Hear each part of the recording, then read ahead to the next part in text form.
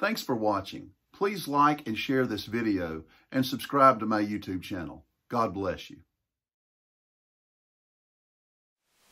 Athanasius of Alexandria was born in 296 and died in 372. He was one of the most significant theologians of the golden age of patristic thought. He served as deacon and secretary to Bishop Alexander of Alexandria, and in that capacity Athanasius attended the Council of Nicaea in 325. With the death of Alexander 3 years later, Athanasius succeeded him as the Bishop of Alexandria, Egypt.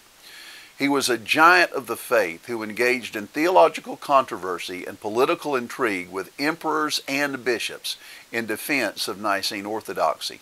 He was known as a man of fiery and uncompromising disposition. He was once told, "Athanasius, the world is against you." And he replied, "Then I am against the world."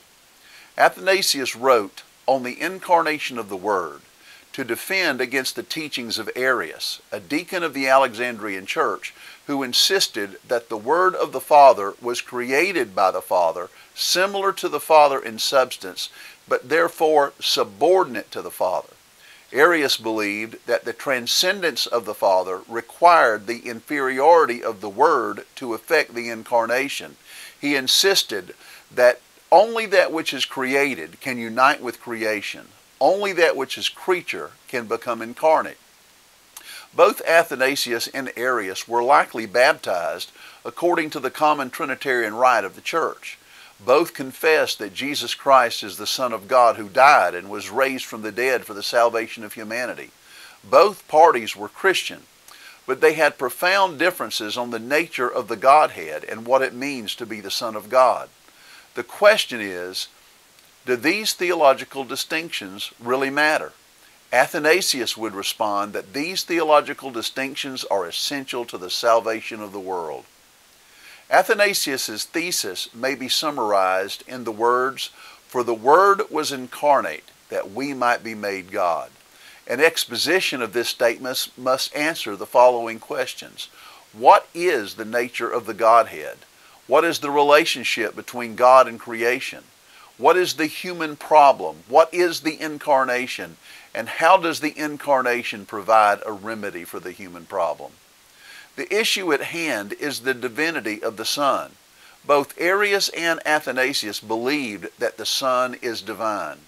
However, Athanasius is determined to declare the full divinity of the Son. The eternal and pre-incarnate Son is the all-holy, omnipresent, incorporeal, incorruptible, immaterial image of the Father. Athanasius wrote, "The Son is the power of the Father and His wisdom and word, not so by participation, but He is wisdom in Himself, word in Himself, Himself the Father's own power, light in Himself, truth in Himself, righteousness in Himself, virtue in Himself, yes, and the stamp and effulgence and image. In short, He is the supremely perfect fruit of the Father and is alone Son, the exact image of the Father." According to Athanasius, the simplicity of God requires that the Son is not part of the Father, but the fullness of the Father. The Son is, in His own Father alone, holy and in every respect. The divine attributes of the Son are not imparted from the Father, but are essential to the Son's being. The Father and the Son share the same divine substance or character, and are therefore equally God. Creation is ordered and given life by the Father through the Son. The Son is the mediator of creation. God, both Father and Son, has created the cosmos out of nothing.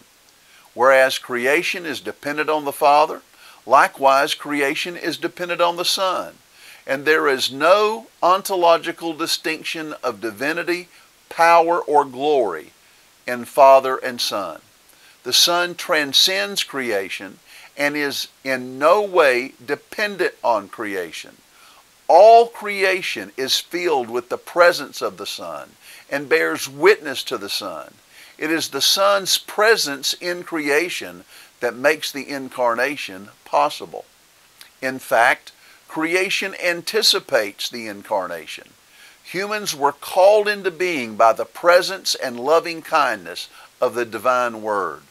God has graciously endowed humanity with His own image, giving them a portion even of the power of His own Word, so that humans are a reflection of the Word and share in the rationality of the Word. As long as they maintained the contemplation of God, they would abide ever in blessedness and incorruption. It is because humans were created in the image of the Word that the Word can assume human nature in the Incarnation. God created humans in His own image as rational beings with freedom of will. God established humanity in His own garden with divine law to encourage righteousness. However, humans despised and rejected the contemplation of God and became corrupted according to their devices, which left them bereft of any knowledge of God.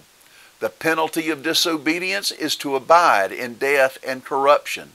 Sin has so corrupted the created order that creation is being chaotically deconstructed and moving towards non-existence.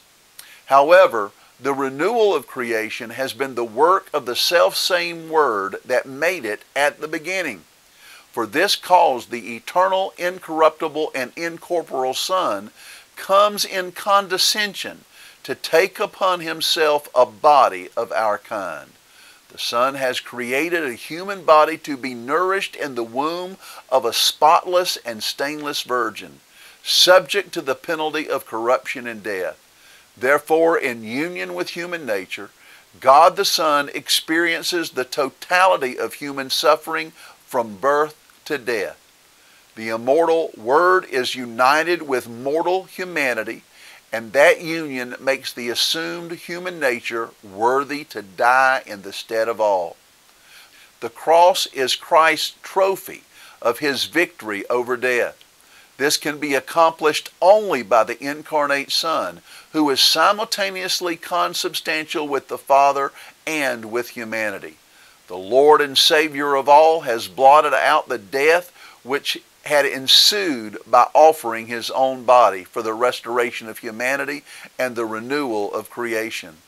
The Word is the presence of the very image of God, who is able to create afresh humanity after the divine image.